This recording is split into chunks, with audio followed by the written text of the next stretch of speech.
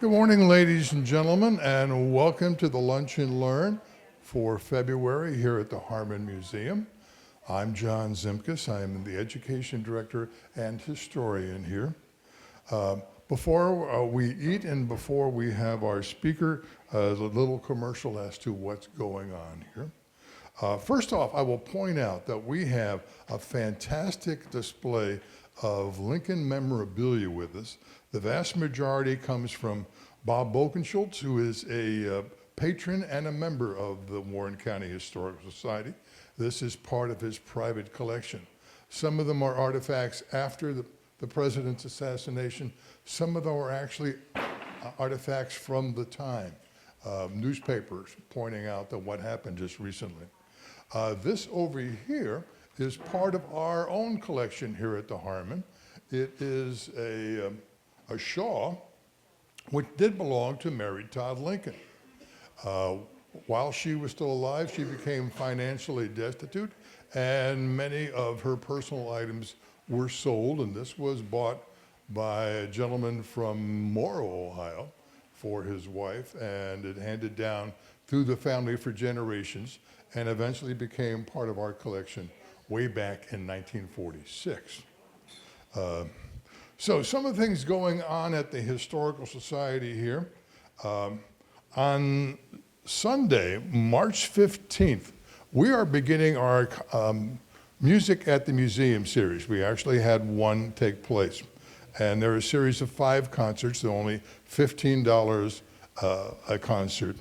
They're normally done here because of an art display we're going to have here later this year. They'll be up in the Village Green in the Harmon.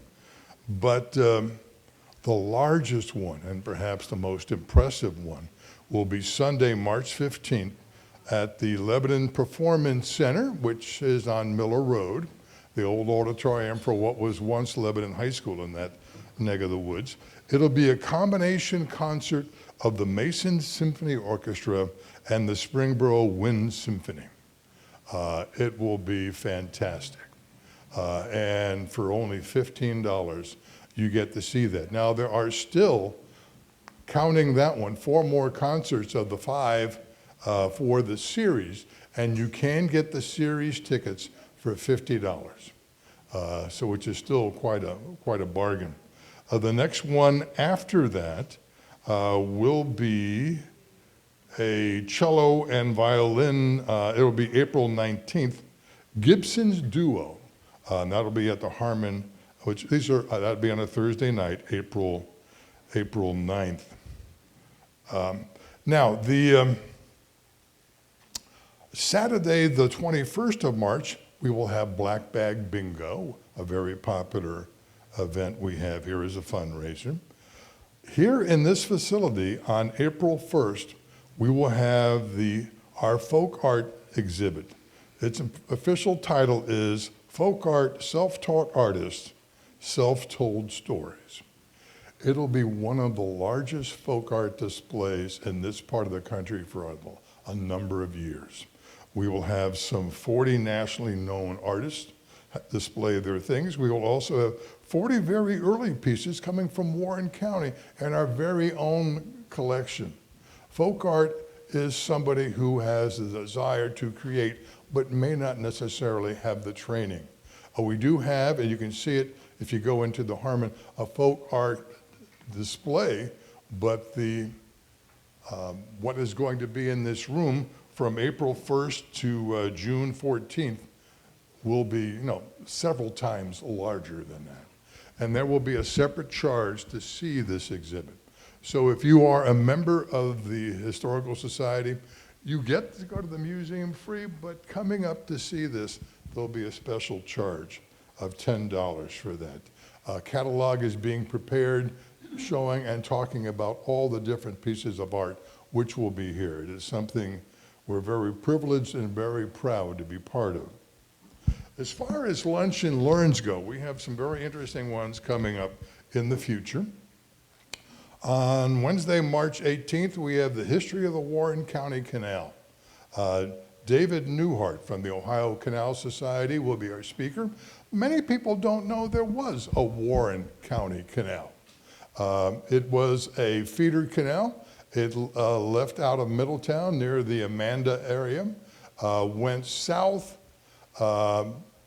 past what is now Miami Valley Gaming, goes near Mud Run, which goes through Mason, turns north, and then stays west of Turtle Creek and approaches Lebanon. There were like 6 locks. The last 3 or 4 were all within a mile of Lebanon. It only lasted for a few years. It constantly needed to be dredged out. But it was a viable canal for at one time, and it was very important. Yes? They'll be fun. She wants me to stop telling the whole story. Well, you know, this is the preview of coming attractions. You know, you got to show the person jumping off the cliff. Do they land? You know, all that kind of stuff. You know, so it's worth seeing and hearing about. On April 15th, our good friend Jim Newport, who was our handyman and we call him our facility manager, aviation, strange and unknown. He spoke last year, and this will be another one of all different types of aviation through American history. On May 20th, I will have the privilege of being your speaker. Warren County MIA soldier comes home after 75 years.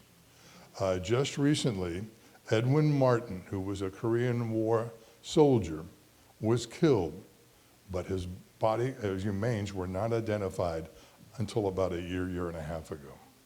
So his body was brought back to this area, so I'll be talking about that. And then on June 17th, mid-century modern style and Lebanon's Russell Wright. One of the most popular styles in the United States in the first third of the century into the middle of the century. And one of its most famous components and most famous artist was Russell Wright. Some of you may know of his work. He was born here in Lebanon. And so we'll be talking about mid-century modern and Russell Wright. So there's a lot of exciting things coming up at the museum. Hopefully you will take part in some of these. Please remember that the museum entrance, the museum admission is waived for all of you, so you can go through that and enjoy that while you're with us today. And also there's a discount at our gift shop, so take advantage of that. Okay. What we're going to do now is we're going to dismiss tables a few at a time to get our meal, and once everyone has finished their meal, we will have our very special speaker. Thank you very much, and I'll be back in a little while. Welcome once again, ladies and gentlemen, to the Harmon Hall and to our Lunch and Learn for February. I am John Zimkus, the Education Director and Historian here. We have a special guest today, and first off, I want to thank someone for helping the president be here, and that is Mr. John Cooper. Mr. John Cooper was originally from Canton, Ohio, and now lives in Baltimore, Ohio, some 30 miles southeast of Columbus. He's been associated with President Lincoln for nearly 40 years now, and helped him appear in some 40 to 50 different locations each year, including for a number of years at the Ohio State Fair. Lebanon, Ohio has been visited by 13 presidents. 4 of them have beards. Abraham Lincoln is not one of those bearded presidents. If you are a bearded president and you are not Abraham Lincoln, you visited this town and you were born in the state of Ohio. So if you can't tell a Garfield from a Hayes from a Benjamin Harrison, they look presidential, you can say with confidence, they're from Ohio. The gentleman I'm about to speak, and we're so grateful that he brought his wife with him, Mrs. Mary Todd Lincoln, is a gentleman which the old saying goes, needs no introduction. Fellow citizens, it is my pleasure to introduce a man whose reputation for honesty is matched only by his intellect and wit. Rising from humble walks of life to champion the logic thought, he is a tireless defender of the Union and a voice of the common man. Please welcome the principled, plain-spoken, persuasive gentleman from Illinois, the 16th President of the United States, Abraham Lincoln.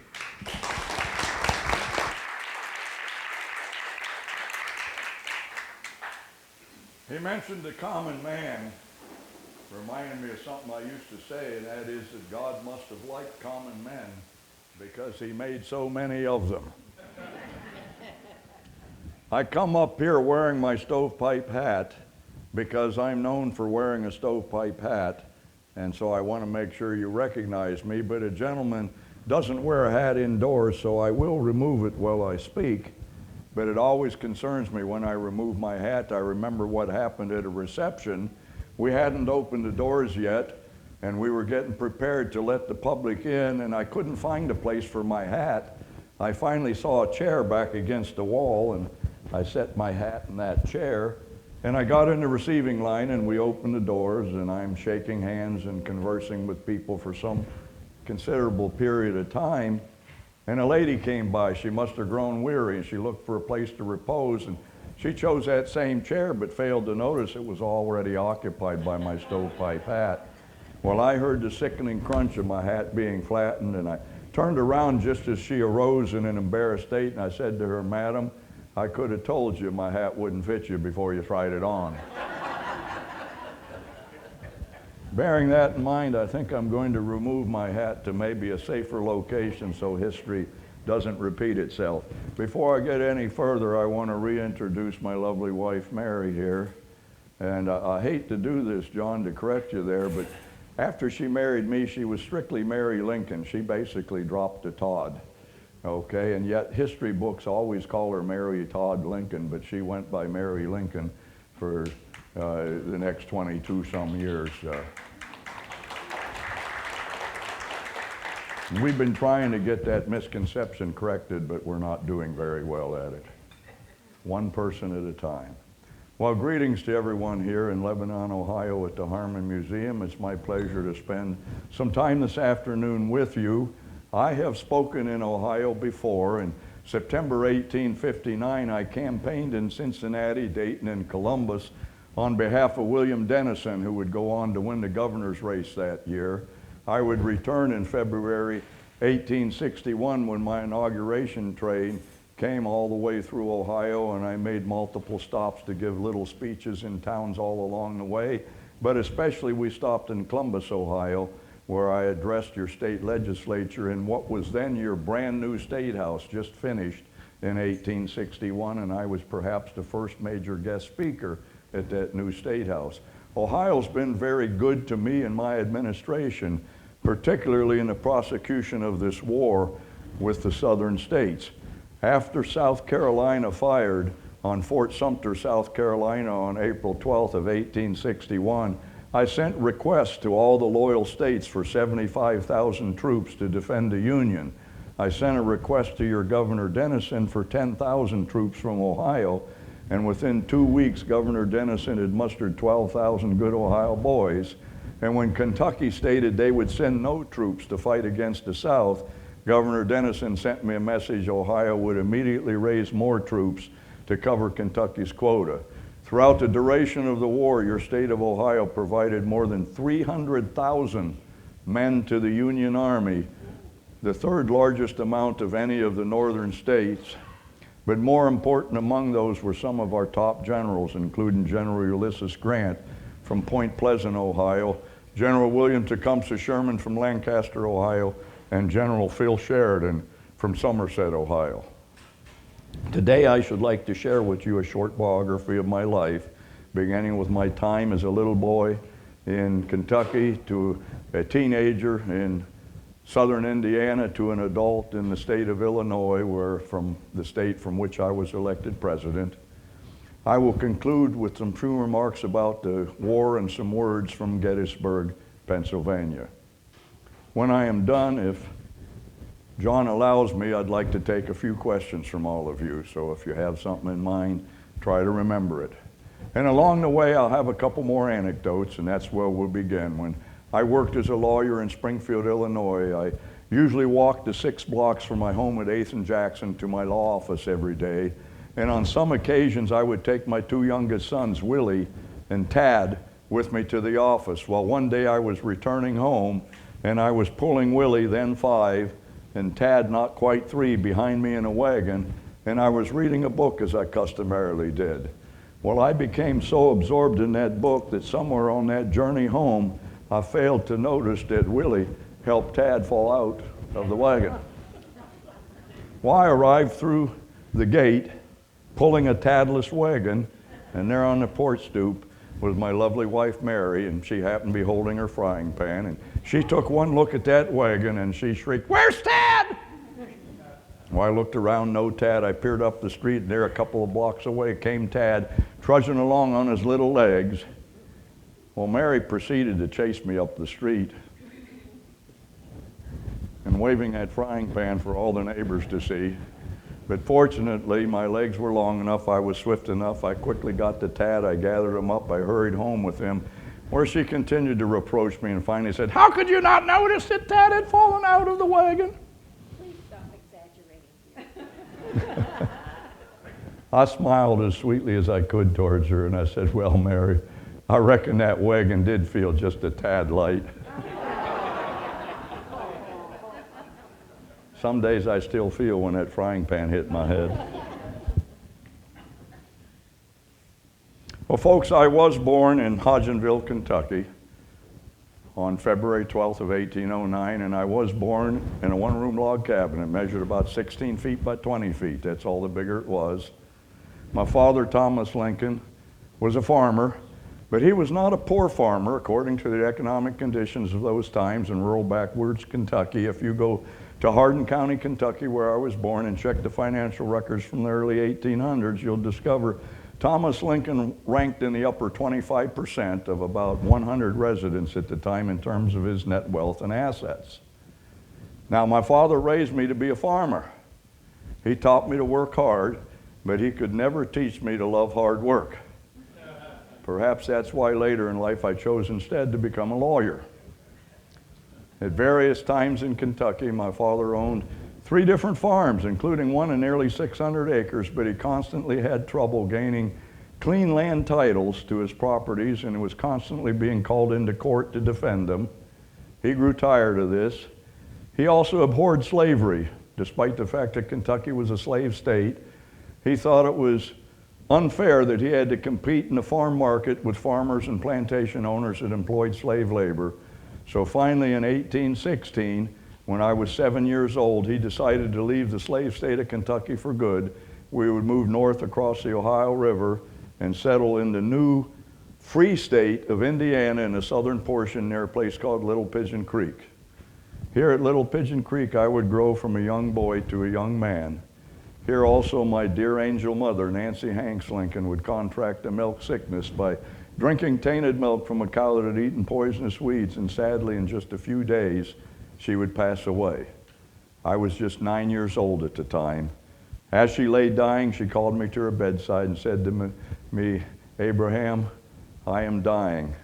I will be leaving you soon, and I will not be coming back. I will not be here to see you grow up. But before I leave, I want you to promise to do the following. Be kind to your father and help him at all times. Continue to read your Bible every single day, and always follow the 10 Commandments. Never use alcohol or tobacco. If you do these things, you'll have a happy and successful life. Promise me, Abraham." Well, I promised my mother on that final day, and I continue to live my life trying to honor my mother and my promise. Whenever temptation arises, I open my Holy Bible, I read from the Scriptures, and always I find words that give me the strength to resist those temptations. All that I am and all that I ever hope to be, I owe to my angel mother. Now, my father knew he could not raise a 9-year-old boy and my 11-year-old sister Sarah without the presence of a woman in the home. he became aware of a woman he had known in Kentucky who had recently become a widow. So he left Sarah and me with some neighbors in southern Indiana, and he returned to Elizabethtown, Kentucky to court the widow, Sarah Bush Johnson. Now, Thomas Lincoln was a man of very few words and very direct in his speech. The following is what he said to Sarah early in this courtship that amounted to his proposal of marriage.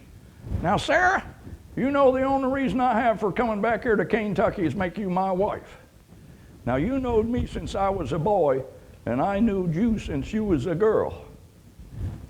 You need a husband, I need a wife. Let's get married. Well, which of you women would not swoon at such a romantic proposal? Of course, Sarah said yes, but with two conditions. Thomas had to accept her own three small children, Elizabeth, Matilda, and John, from her first marriage, and he had to pay off a debt of $300 left by her late husband. My father paid off the debt, and they were married in Kentucky. And barely 3 months after leaving Sarah and I in southern Indiana, Thomas Lincoln returned with Sarah Bush Johnston Lincoln, her three small children, and all her worldly possessions.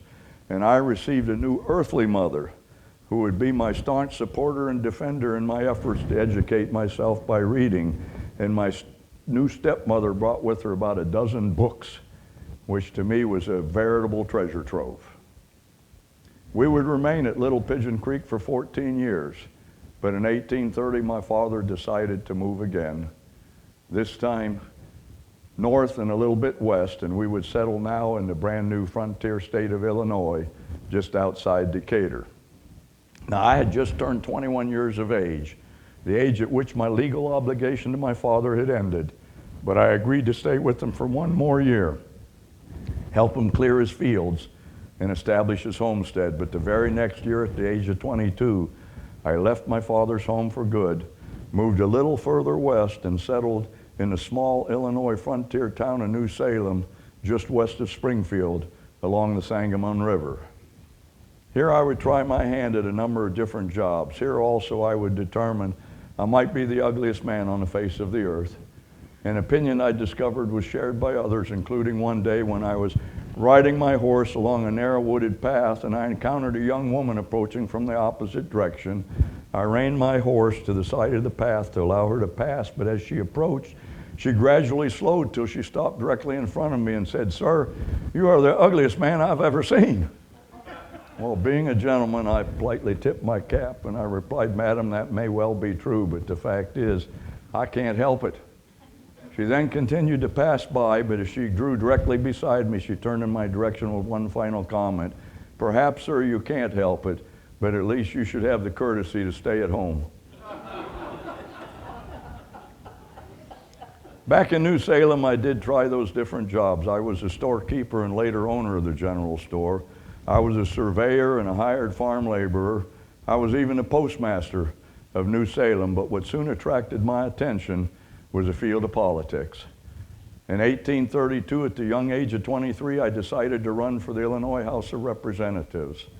I lost that election, but that would be the only election in my entire life that I would lose when it was decided by a direct vote of the people. 2 years later, at the age of 25, I ran for the second time. This time I was elected. I borrowed enough money to afford my first brand new tailored suit, and I departed for Vandalia, then the capital of the state of Illinois, for my first term in the Illinois House of Representatives. Here in Vandalia, I met a man who turned out to be Mary's cousin by the name of John Todd Stewart, who was a slightly older legislator and more experienced, and also a lawyer with his own law firm in Springfield, Illinois. John Stewart became my friend and my mentor, and it was he that recommended that because of my gift for speaking and my desire and thirst for knowledge, the fastest way I could get ahead in the frontier state of Illinois was to become a lawyer. So he allowed me to be apprenticed to his law firm, so when the legislature wasn't meeting, I had access to his law library. I could read and study. I could talk to experienced lawyers. I could attend court and learn by observation. I could help his staff research their cases, and in a matter of 3 years' time, I had accumulated sufficient knowledge to be accepted by the Illinois State Bar Association and granted my license to practice law. It was now 1837. I was 28 years of age. The legislature had just decided to move the capital permanently from Vandalia to Springfield, so I left my 6-year residency in New Salem, moved permanently to Springfield, where I became a junior partner in John Todd Stewart's law firm, and I began my practice of law as a career. It was also shortly after I arrived in Springfield that I would meet the beautiful and vivacious Mary Todd from Lexington, Kentucky, who was staying with her older sister Elizabeth, who was married to Ninian Edwards, the wealthiest and most influential citizen of Springfield. Now it amazes me to this very day that Mary ever accepted me as a husband, particularly if you knew what she once told her girlfriends after one of our first meetings at a dance in Springfield. You know, you may look at me and note my long and gangly legs and presume I might not be a graceful dancer, and you would presume correctly. But after I met the elegant Mary Todd at this dance, I summoned my courage. I approached her and requested, "Miss Todd, I should like to dance with you in the worst way."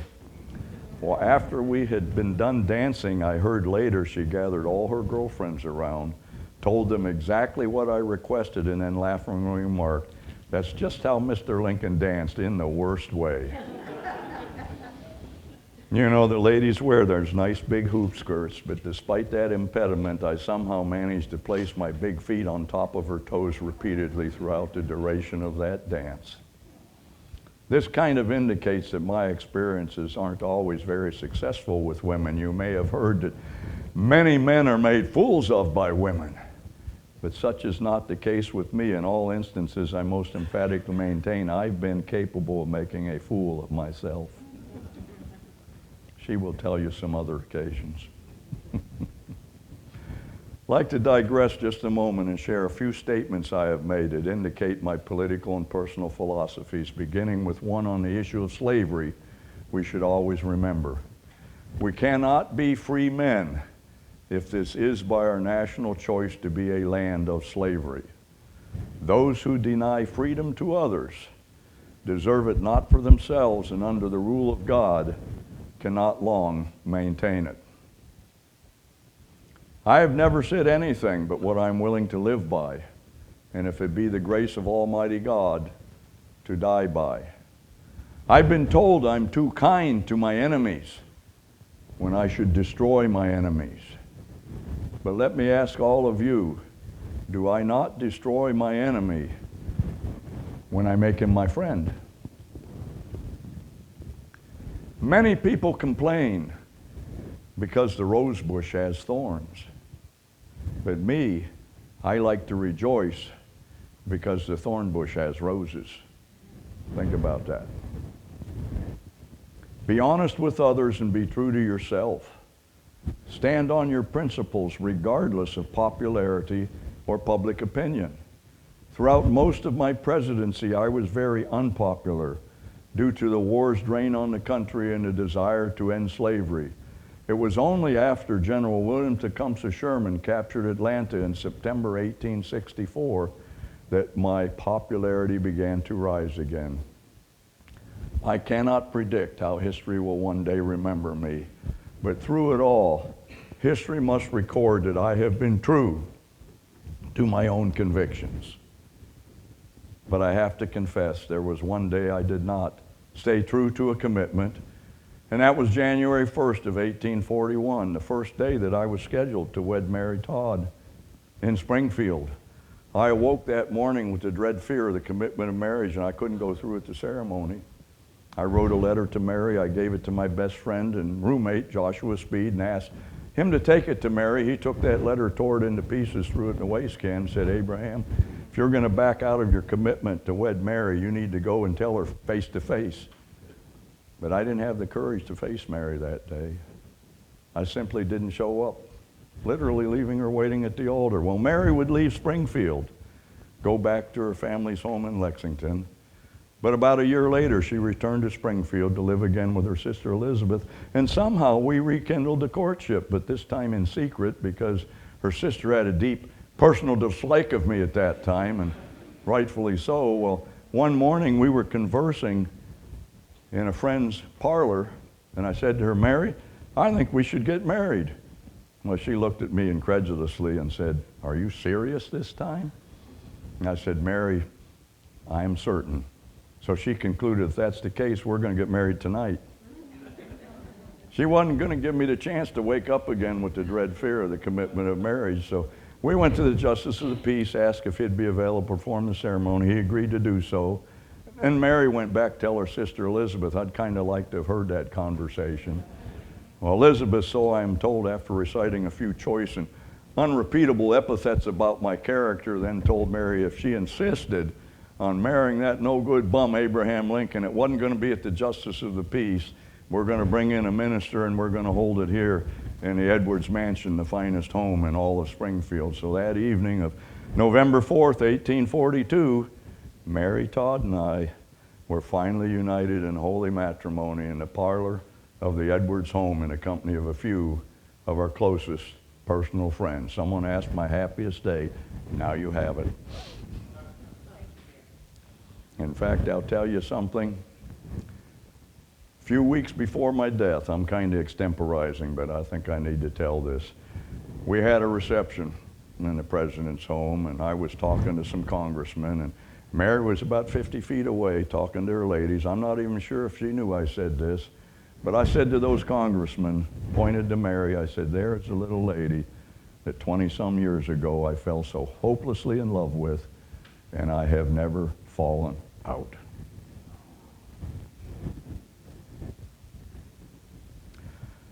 It was now late in 1842. I had just finished the 8th and final year of 4 consecutive terms in the Illinois House of Representatives, and I was preparing to start my own law firm with the intention of making it the best law firm in all the state of Illinois. I decided it was time to take a break from active politics, so the next dozen or so years I concentrated on my legal career, except for 2 years in 1847 and 48 when I did serve my one and only term in the United States House of Representatives and had my first experience in Washington City. The rest of that time period, I rode the 8th Judicial Circuit in central Illinois from town to town. 6 months out of every 12, I was on the road 3 months in the spring, 3 months in the fall, at home with Mary and our sons in the winter and summer. And by the mid-1850s, I had been successful, and I was considered possibly Illinois' top attorney, and I was compensated accordingly. In fact, one of those years, Mary expanded our house and added several new bedrooms with my approval. It was kind of an interesting thing, though, because when I came back from 3 months on the circuit, I walked up, she had added a second story to our home, and I walked up and down the street looking bewildered.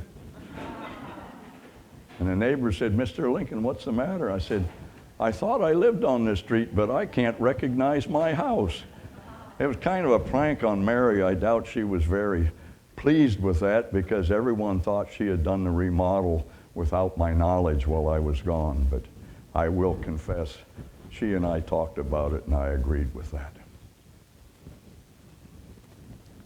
In 1856, politics again beckoned to me when I was convinced to join the 2-year-old Republican Party because of its stand against slavery and its expansion into the West. I rose quickly in the state's Republican ranks, and by 1858, I was asked to be the party's candidate for the United States Senate seat, and I would campaign against a 2-term incumbent Democrat, Stephen Douglas, who we called the judge because early in his careers he had been on the Supreme Court of Illinois as a justice. During this campaign, Judge Douglas and I staged a series of 7 head-to-head debates in locations all the way around the state of Illinois that drew national attention, primarily because of the stature of Judge Douglas as a 2-term senator, a national leader of his Democratic Party, and a presumptive favorite to be nominated for the presidency in 1860. It also drew attention because of the manner in which Judge Douglas and I were both able to clearly articulate our respective parties' vastly different positions on the key issue of slavery and its expansion into the West. I did not secure the Senate seat that year. In those days, senators were not elected by the people. Instead, they were chosen by the state legislature. And unfortunately, at the end of the November elections, Stephen Douglas's party controlled the state legislature, so they chose him for his third term in the United States Senate. But because of the national attention I received, I was asked by my party to become a spokesperson. And in 1859 and 1860, I traveled throughout the Midwest, including here in Ohio, out to the East Coast, New York City, and up into New England, speaking to the party faithful on the key issues of the day. And it was this national speaking tour that raised my profile to such an extent that I could be nominated and subsequently elected President of the United States in November of 1860. I would assume the presidency at the most difficult time in our country's history, a time when our country broke into two, and we fought a war between the states, northern state against southern state, free state against slave state. I was often asked during this war if I thought God were on our side. But that is not the question we should ask if God is on our side, because we know that God is always on the side of the righteous. Instead, we should ask ourselves if we are on God's side. Before I enter my closing remarks, I want to share one more story with you. A lawyer and a clergyman died at the same time, and they went to heaven. St. Peter met him at the pearly gates. He checked the roster to make sure they were expected. When he assured himself both were expected, he said, "Come with me. Let me take you to your eternal home." So they walked through the pearly gates and walked down a number of streets till they came to a street with large multi-story buildings, looked like a series of college dormitories. They entered one of the buildings, went up to the fourth floor, down the hall. St. Peter opened the door to a little tiny room, barely bigger than a closet, with a twin bed in it and a chair and a small table, and said to the clergyman, "This is your eternal home. I hope you'll be happy here." Well, the clergyman says, "I know I'll be very happy here." Then he says to the lawyer, "Come with me. Let me take you to your eternal home." Lawyer's real concerned right now. If all the holy clergyman gets is a little tiny room in what looks like a college dormitory, what's in store for a mere lawyer? Well, they walk quite a ways, up and down a number of streets, till they come to a small residential area with little cottages surrounded by white picket fences, a flower garden, a porch with a rocking chair on it. St. Peter opens the gate to one of these yards. They walk up on the porch, and a gentleman holds open the door. And St. Peter says to the lawyer, "This is your eternal home, and George here, he's your valet. If there's anything you need, you just tell George and he'll make sure you get it." Well, now the lawyer is completely confused. He said to St. Peter, "Something here isn't right. That holy clergyman, all he gets is a little tiny closet-sized room in a dormitory, and me, a mere lawyer, I get a cottage with a fence, a flower garden, and a valet to tend to my needs. How can this be?" And St. Peter says to the lawyer, "You just don't know how things are here in heaven. You see, in heaven, we have hundreds of thousands of clergymen, but you're the first lawyer that's ever made it."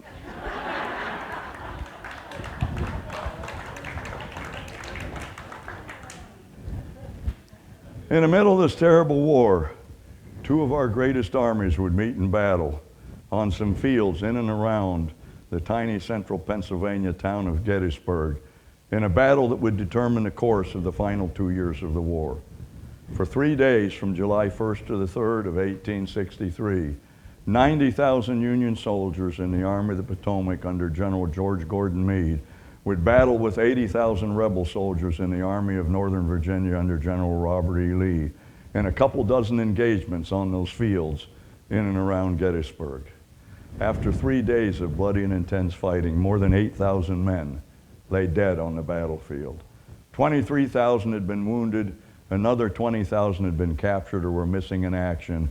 A total casualty count of 51,000 men in just 3 days, highest casualty count of any battle of the entire war, and representing almost 1/3 of the 170,000 men engaged in that battle.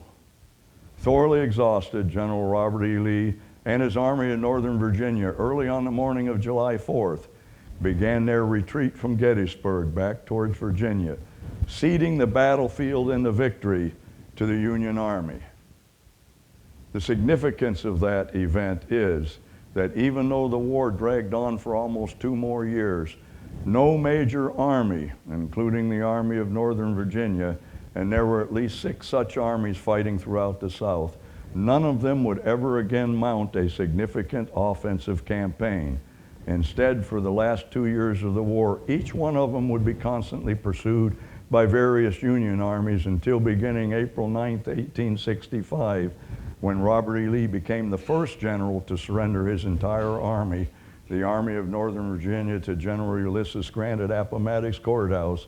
One by one, we expect each of those other armies will also be surrounded, forced to surrender, and the war will end. After the Battle of Gettysburg, the governor of Pennsylvania suggested we create a new national cemetery by the battlefield to inter the dead. He scheduled a ceremony in November of 1863 to dedicate that cemetery, and then I was invited to come there and give a short dedication speech. I accepted that invitation. I would like to conclude my remarks by sharing with you those words I first spoke when I participated in that ceremony to dedicate the new national cemetery at Gettysburg, Pennsylvania. 77 years ago, our fathers brought forth on this continent a new nation conceived in liberty and dedicated to the proposition that all men are created equal.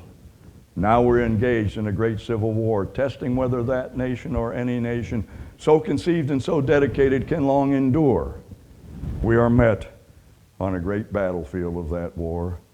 We have come to dedicate a portion of that field as a final resting place for those who here gave their lives, that that nation might live. It is altogether fitting and proper that we should do this, but in a larger sense, we cannot dedicate, we cannot consecrate, we cannot hallow this ground. The brave men, living and dead, who struggled here have concentrated it far above our poor power to add or detract. The world will little note nor long remember what we say here, but it can never forget what they did here. It is for us, the living, rather, to be dedicated here to the unfinished work which they who fought here have thus far so nobly advanced. It is rather for us to be here dedicated to the great task remaining before us, that from these honored dead we take increased devotion to that cause for which they gave the last full measure of devotion. That we here highly resolve that these dead shall not have died in vain, that this nation under God shall have a new birth of freedom, and that government of the people, by the people, for the people, shall not perish from the earth. I thank you, and may God bless America.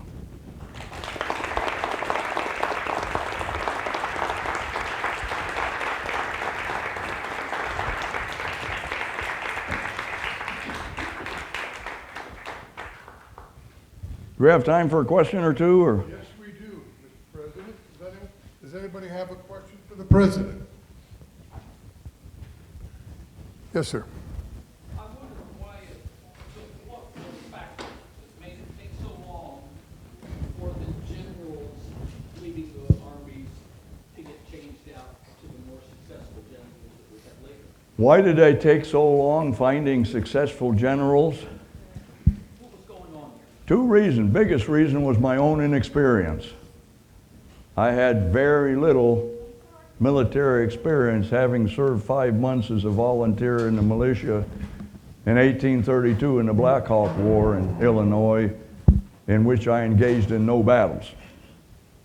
And so when I got to Washington as president in the middle of a war, I had no idea how to assess generals, so I relied on recommendations, mostly from Winfield Scott, who was my general-in-chief at the start of the war, the Mexican-American hero, who also fought way back in the War of 1812, so he was pretty ancient, but he should have known how to recommend generals.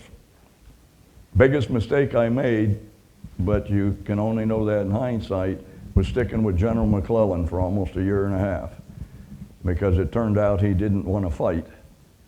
He was afraid to fight or too timid to fight, And when I fired him, General Grant had just won the Battle of Shiloh. And a lot of people said, well, why don't you bring General Grant to the east, make him your general-in-chief? And I said, no, the Western Theater is just as important as the East. Besides, Grant now is going to turn his attention to Vicksburg, and we have to capture Vicksburg. I can't afford to bring him east. I said, I've got other good generals here. Well, I had trouble finding one. I went with General Burnside and then General Hooker, and both of them had two of our worst defeats at Fredericksburg and Chancellorsville. And then I turned the Army over to General Meade 3 days before Gettysburg. Well, he was successful.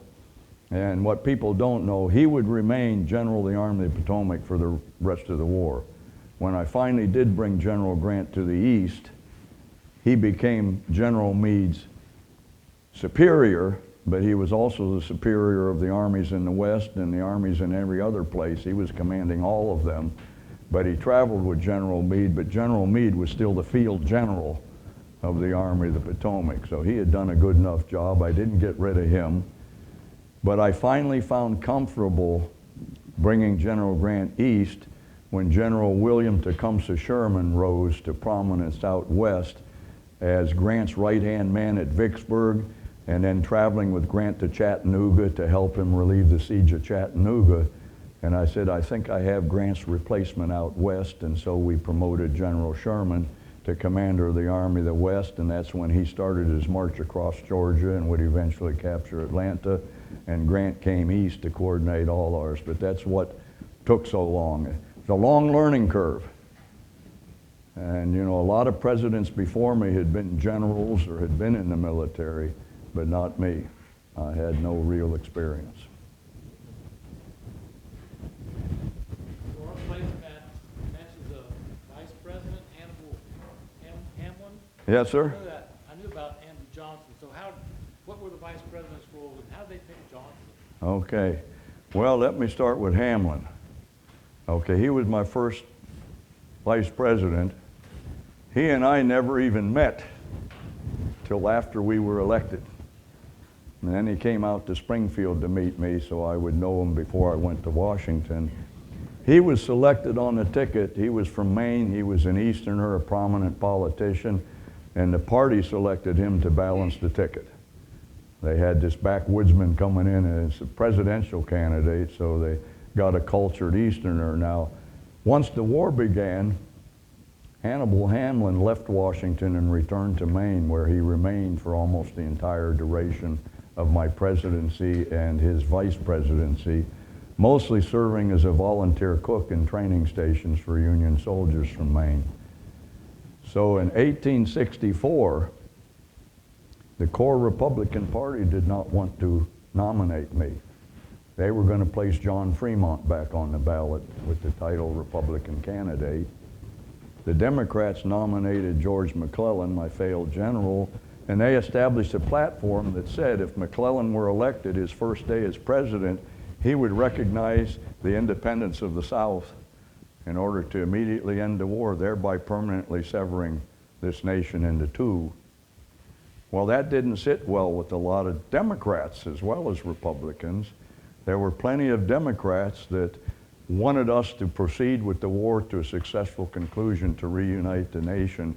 They called themselves pro-Union Democrats.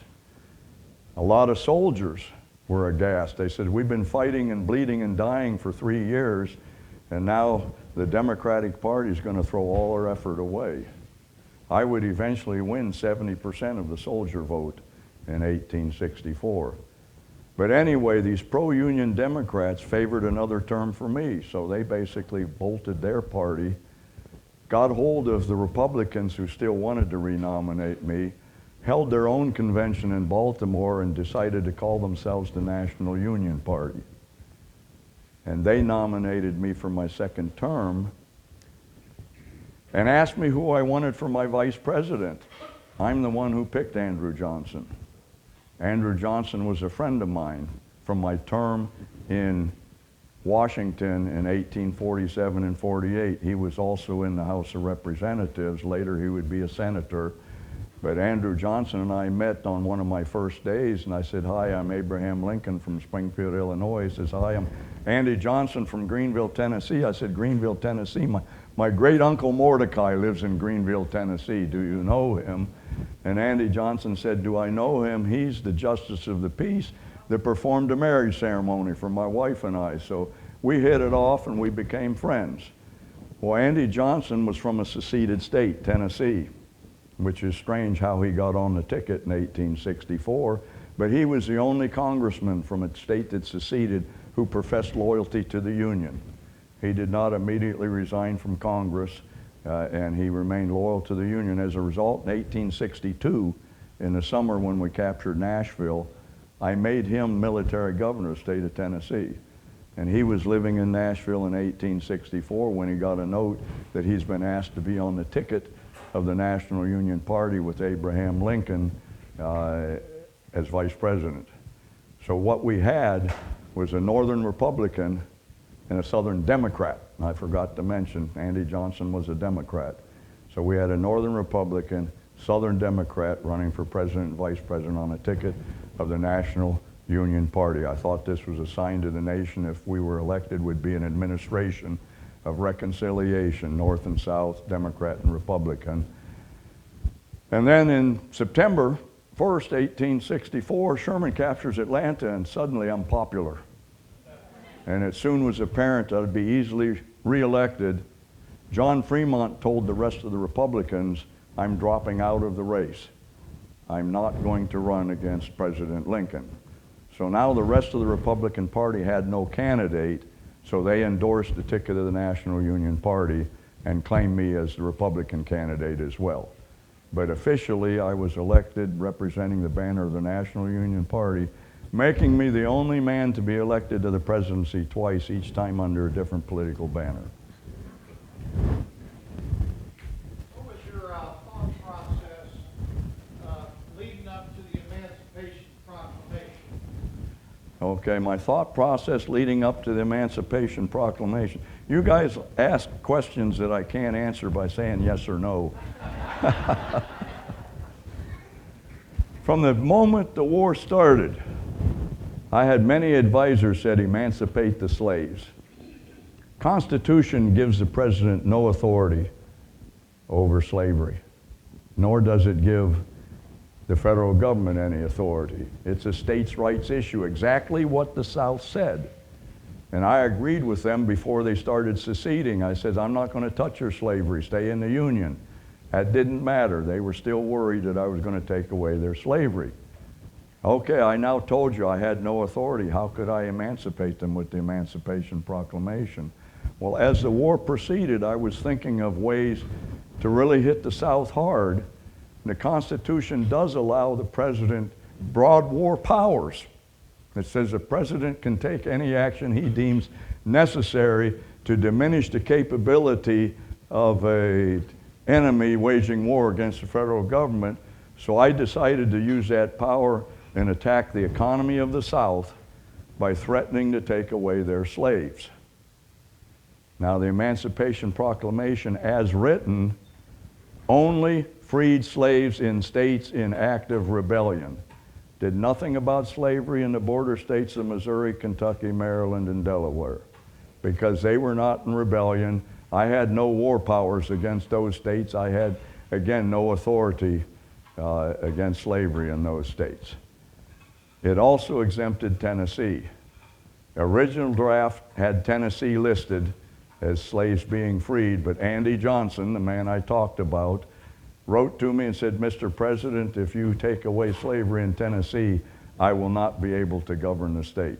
And see, he was governing 2/3 of the state, the entire western 2/3 of the state of Tennessee. He says, "I'll be unable to govern." So I dropped Tennessee. So it applied to 10 states that were in rebellion. Now, when I issued the preliminary one on September 22nd of 1862, a few days after the Battle of Antietam, I gave the South 100 days till January 1st of 1863 to quit the war. And I publicly made it known, and we shared that document with the South. We made sure it was publicized so they saw what it said. Any state that laid down their arms and returned to the Union by January 1st would be exempted. And had all 10 of them laid down their arms and said, we quit the war, we're coming back, I would never have signed it. And I would have been happy, because it would have meant the war was over, and it would have done its primary purpose, was to try and end the war. Unfortunately, all 10 states remained in rebellion. I signed it January 1st. Once I signed it, I was committed to abolish slavery once and for all. I changed from a let's leave it alone to now I have freed the slaves in the South. And people said, you didn't free anyone. You didn't have control over those 10 states. Well, we didn't have control over most of it, but we had control of territory. We had captured more than 120,000 slaves by the time I signed that document, and they were being held in slave camps. All the way down at Hilton Head Island had a big slave camp, all the way up the East Coast and through parts of the border states where we accumulated these slaves. They had to be held in these slave camps pending the end of the war because of the Fugitive Slave Act. Fugitive Slave Act said any slave that comes into free territory has to be returned to its owner. That act was still valid in 1862, so all those slaves, once the war ended, would have to be returned. Well, once I signed that document that said right in the start, any slave of any master in any state in open rebellion against the United States on January 1st, 1863, is now free and will remain so forever after. I voided the fugitive slave law for those 10 states. So those 120,000 were now permanently free. Not only that, I put a clause in the Emancipation Proclamation that says they'll now be allowed to serve in the Union Army. Prior to January 1st, 1863, if you were a black man living in the North, went to the recruiting station, you were sent away. We didn't let them serve in the Army. I decided now's the time to let them prove they can fight for their own freedom. The first United States colored troops were organized in South Carolina. I asked a famous conductor of the Underground Railroad by message, I didn't see her personally, Harriet Tubman, to go to South Carolina near Port Royal and Beaufort and recruit these newly freed slaves into the United States colored troops, and she did. She organized thousands of them into the first United States colored troops. And then tens of thousands of free blacks started rushing to the recruitment centers in the North, and by the end of the war, 200,000 blacks had served in the Union Army, more than 10% of our entire Army, and helping us keep a significant numerical balance or numerical advantage over the South. But all that came out of the Emancipation Proclamation. But as the war wound down, I was worried that once it ended, it would be challenged in court as an overreach of my presidential responsibility, and there was a chance that it might be overturned by the courts. We've never heard of the courts overturning presidential edicts, have we? But anyway, that's why I made Salmon Chase Chief Justice of the Supreme Court. Many people have questioned that because Chase was a member of my cabinet that tried to undermine me, tried to replace me in 1864, resigned kind of in disgrace, went back to Ohio, and 4 months later he gets a note from the president, I'd like to make you Chief Justice of the Supreme Court. Salmon Chase was an out-and-out abolitionist, and I knew with him as Chief Justice that if it was ever challenged, he would make sure the court ruled against it and upheld my freedom of the slaves through the Emancipation Proclamation. Of course, that became a non-issue when we passed the 13th Amendment.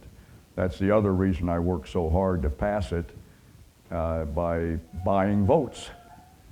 If you watch that movie with Daniel Day-Lewis, that's pretty accurate. I bought the votes. I needed 20 Democrats to vote for it in January in the House of Representatives, January 1863, and ended up scoring 22 of them. There were 64 Democrats that had lost their seats in the 1864 national elections. I needed to turn 22 of them. My staff said, why don't you wait till March when the new Congress takes effect? You won't need any. And I said, I want history to see it as a bipartisan. I want history to see that Democrats and Republicans voted for the 13th Amendment, so I want to get it done now. And we did. And of course, once that happened, I no longer had to worry that I'm going to be overturned.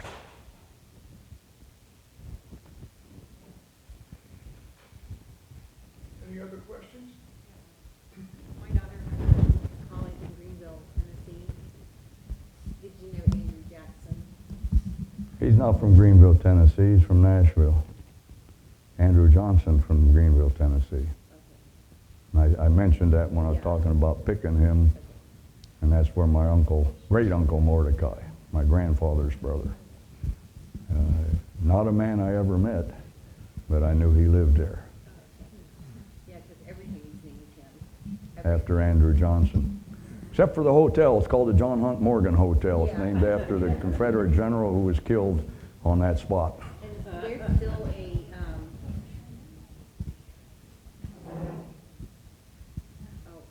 cannonball in a side of the building. I guess from war, I don't know, but you can still see it today. Okay. They left it there for history. Believe it or not, I played handball. That was one of my sports. And they say at the very time I was nominated by my party in Chicago, I was not at the convention. I was home in Springfield playing handball. And someone rushed over to the court with a telegram saying, Mr. Lincoln, you've been nominated. In those days, a politician did not campaign for the presidency.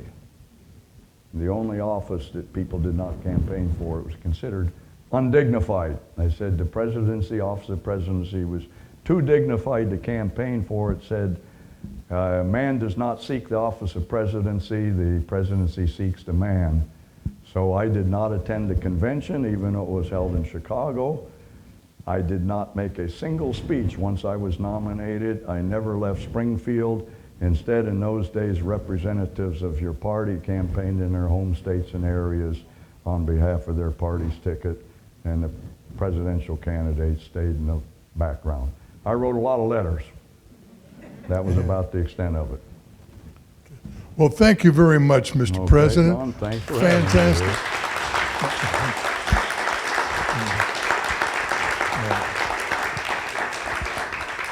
Speaking of campaigning, one of the people who did campaign for you in 10 states was our Tom Corwin from Lebanon, former governor and former U.S. senator. Now, did he go outside of Ohio? He did. He did. Usually it was the local politicians that would campaign. Well, his fame as an orator probably had him invite to other places. People, please come up and take a look at the fine exhibits of Lincoln memorabilia, mostly from Mr. Bogenschutz, and are the cape which belonged to Mrs. Lincoln. Probably non-flash would be best. Please take Anybody that wants a photo with me and Mrs. Lincoln, I think Mrs. Lincoln's willing. However, I'm not 100% sure because you know there is not a single photograph of Mary and I together, and it was mostly her choice. She said I made her look too small. So she posed separately from me. We were talking about that earlier, and you may notice that in the display of memorabilia, there is an engraving which has Mrs. Lincoln with the president. But Mr. Lincoln explained to me they took two different images and put them together. So the president and Tad, excuse me, are paying attention to what they're looking at. Mary's sort of looking off in the distance, and so is their oldest son, Robert. They're not paying attention to what's going on because they're not from the original picture. Okay. Well, thank you for joining us, folks. Enjoy your month, enjoy your tour through the museum, and please come up and meet the President and Mrs. Lincoln.